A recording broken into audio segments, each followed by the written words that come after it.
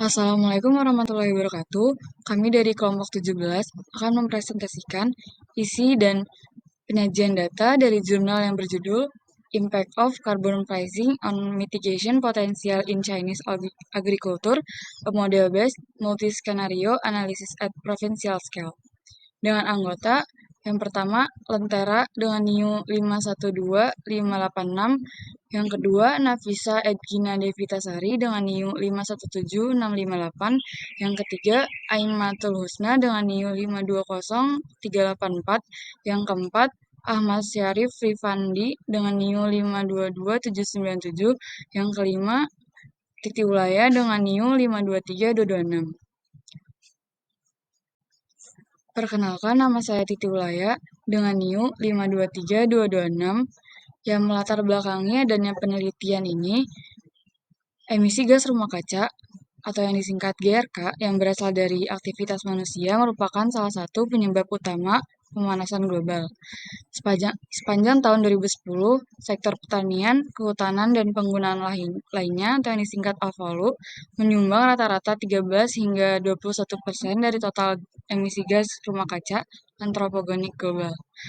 Sumber utama emisi gas rumah kaca pertanian meliputi penanaman padi, penggunaan pupuk sintetis, fermentasi enterik, pengelolaan pupuk kandang, pengelolaan tanah dan padang rumput, serta pembakaran biomasa.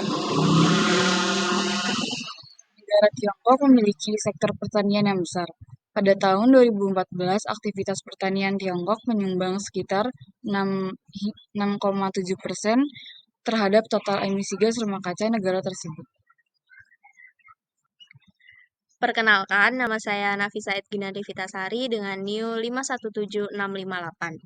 Selanjutnya, saya akan menjelaskan tentang tujuan diadakannya penelitian ini, yaitu untuk mengembangkan model optimasi teknologi pertanian atau disebut ATOM Bottom Up Mitigasi GRK, yang memilih portofolio tindakan mitigasi secara optimal dengan meminimalkan biaya berdasarkan inventaris GRK pertanian dan langkah-langkah mitigasinya. Dan juga penelitian ini itu untuk menganalisis potensi mitigasi jangka panjang pada pertanian Tiongkok berdasarkan berbagai skenario sosioekonomi dan penetapan harga karbon. Nah, selanjutnya saya akan menjelaskan tentang diagram yang terdapat pada jurnal tersebut.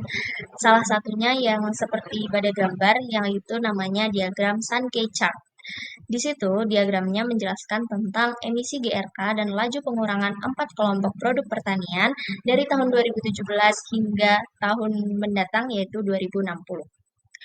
Nah, sumber data ini kami dapatkan dari database resmi, termasuk data nasional terbuka yang dirilis oleh NBS, buku tahunan pertanian Tiongkok, buku tahunan peternakan dan kedokteran hewan Tiongkok, dan biaya manfaat produk pertanian Tiongkok. Kemudian, kategori data tersebut termasuk data sekunder karena kami mendapatkannya dari database resmi. Selanjutnya, sifat datanya yaitu kuantitatif discrete atau data numerik karena pada diagram tertera angka bulat, bukan desimal. Dan waktu pengumpulan datanya yaitu dari tahun 2017 hingga tahun 2024 sebagai acuan prediksi masa depan, yaitu tahun 2060. Perkenalkan, nama saya Aimatul Husna dengan NIU 520384. Gambar di samping merupakan gambar dari diagram batang proporsi penurunan emisi GRK terhadap 16 produk pertanian pada tahun 2030 dan 2060. Diagram batang proporsi merupakan diagram yang setiap batangnya memuat beberapa data. Data yang diambil dari diagram batang proporsi berasal dari beberapa sumber, di antaranya database resmi, termasuk data nasional terbuka yang dirilis oleh NBS, buku tahunan pertanian Tiongkok, buku tahunan peternakan dan kedokteran hewan Tiongkok, serta biaya manfaat produk pertanian Tiongkok. Data tersebut termasuk dalam kategori data sekunder, yang berarti berasal dari penelitian sebelumnya. Sedangkan sifat dari data tersebut termasuk kuantitatif discrete atau data numerik yang dibuktikan dengan angka yang dicantumkan dalam diagram tersebut termasuk bilangan.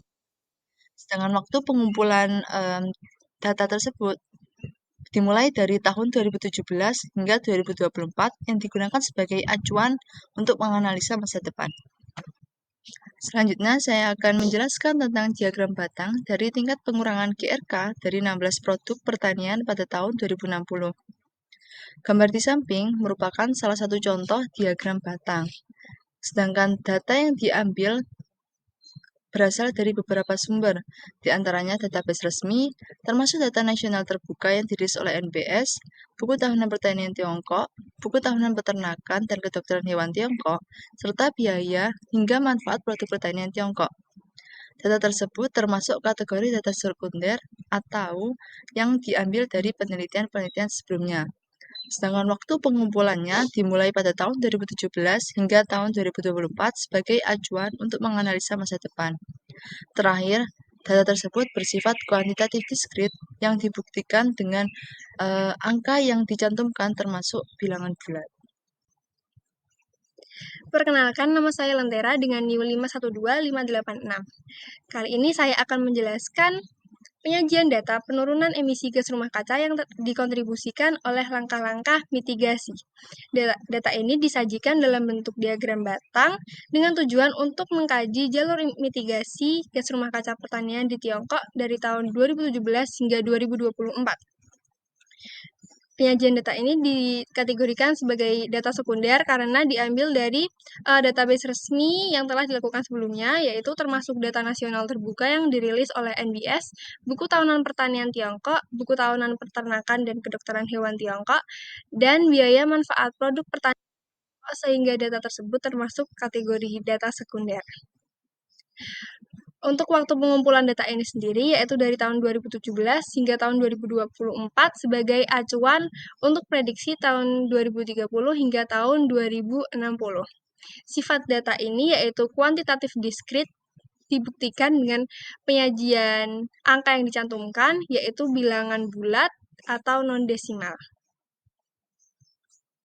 Perkenalkan, nama saya Ahmad Syarif Rifandi dengan NIU 522797.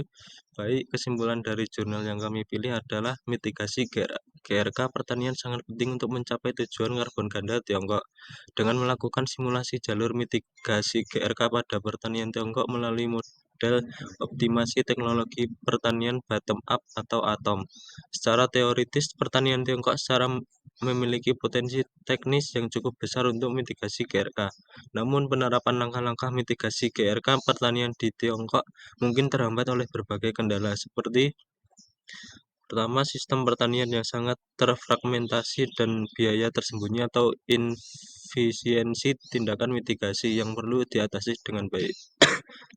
Kemudian, langkah-langkah mitigasi GRK pertanian yang ada mungkin tidak cukup untuk mencapai netralitas karbon di pertanian Tiongkok pada tahun 2060.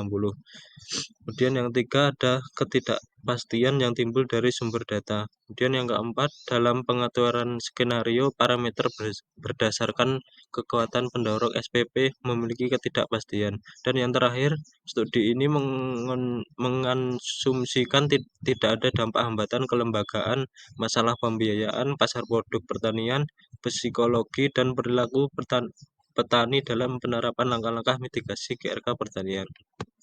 Di dalam jurnal tersebut juga memuat beberapa data yang disajikan dalam bentuk Sankei chart, hambatan, dan lain sebagainya. Data yang tercantum termasuk kategori data sekunder yang diambil dari penelitian sebelumnya bersifat kuantitatif diskrit. Oke,